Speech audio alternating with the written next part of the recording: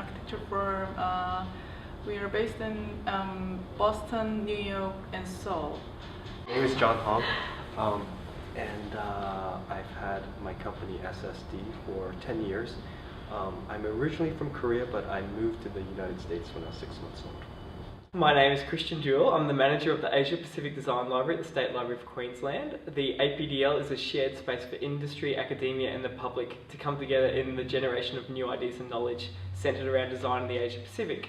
So a lot of what we do is about bringing people together around ideas and knowledge, less about just containing books in an old building, but more about sharing and connecting people online and offline as well.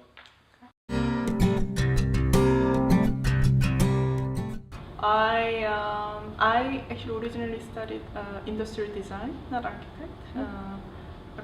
But when I studied industrial design, I wanted to explore the design possibility even further than objects. So that's why I reached out to architecture field. Let's see. The short answer, yes. Thinking about the short answer. I never thought I'd be an architect, and there was a program at the University of Virginia, and that was the only program I could get into. It was small. They had affirmative action at the time, which allows minorities to get into school, because I wanted to be a musician, and so I applied knowing that I wouldn't get in, but I got in through this affirmative action program. And then I realized it was great because there's no right and wrong answer in architecture. It's how you develop an argument, how you develop an idea. So it was a great fit, but I just stumbled into it by accident.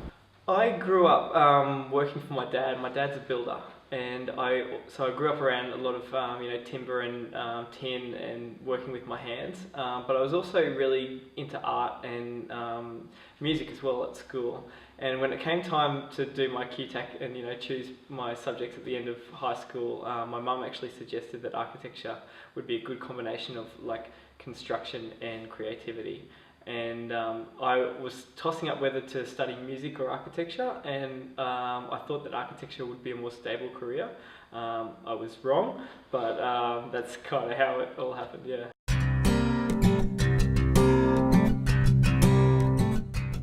As an architect, I think that the best part is that you cannot predict everything. That although you design based on your research, that depending on how people perceive the space and how people use the space, the space can be transformed.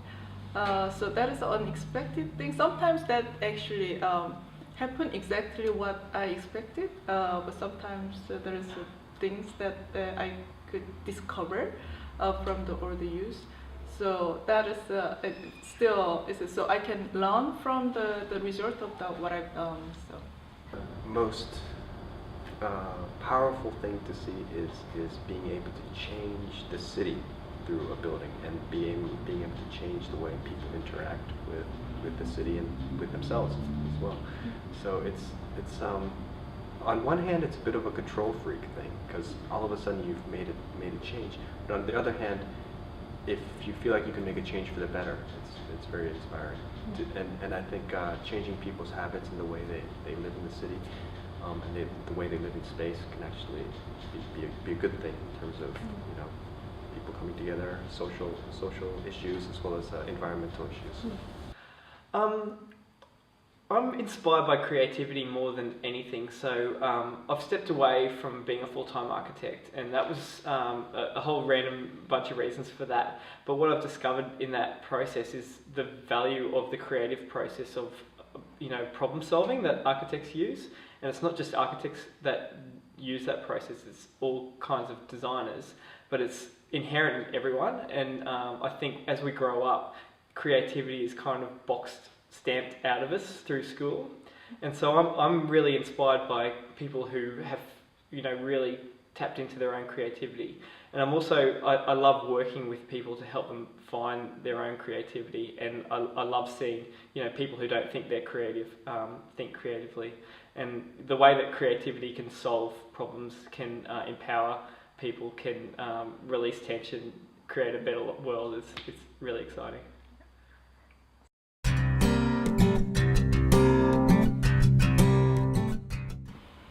Well, I think I like being designer. So I think myself as a designer. Architecture is one of the subjects that I design, and the design thinking actually can be applied in many different fields. So, well, I'll design something. I love, I'm a jack of all trades, so I can play so many instruments, but I'm bad at all of them. So I play saxophone, guitar, bass, other things.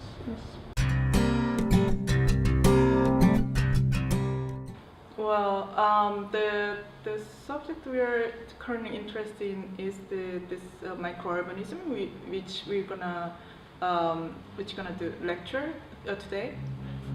It's about the way to build new cities in existing setup.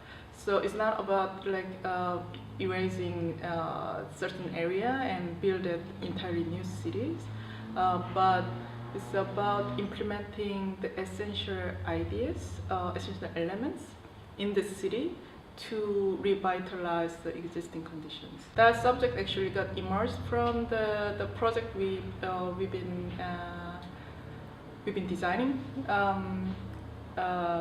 So it's related to, well, it came from our interest, I think. Is it not from a certain like a grand agenda, but it kind of sprung out of that.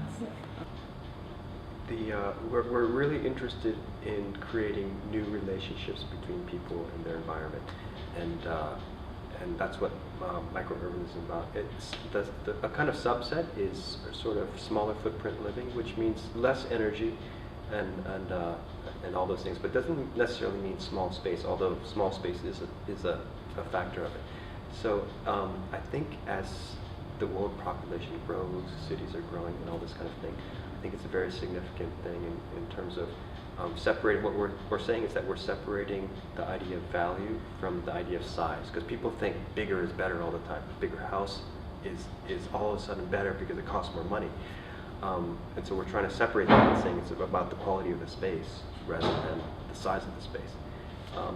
So that's our mission with one of the missions with microurbanism. The term of microurbanism is pretty recent, but then the idea behind of this microurbanism is it was been exploring throughout our entire work for more than 10 years.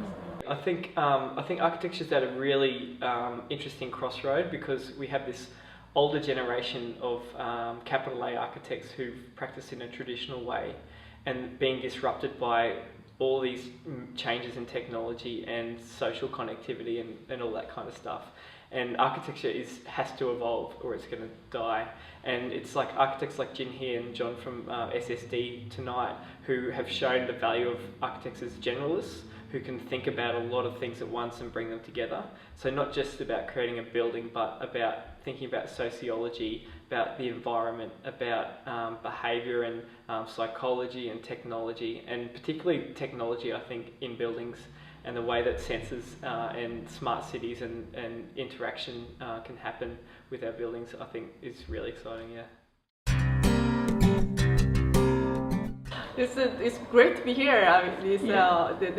I spent honestly probably a little bit more than 24 hours in Australia so far, but it's a great experience. It's my first time, and of course, this continent that I never had a chance to explore. But I think the Australia is a very unique position these days with the geographical location, but also it has a lot of natural resource, which is very precious, becoming more precious, and so far what I observed is that people here is open to new design. I see a lot of nice design so far. I think maybe in Australia it's more forward-looking a little bit. It's about creating a language and a culture for the future. I feel like it's just very superficial, but going around and seeing buildings, I feel like it's not that folks are just not thinking about culture and history. It seems like they're trying to create culture and history.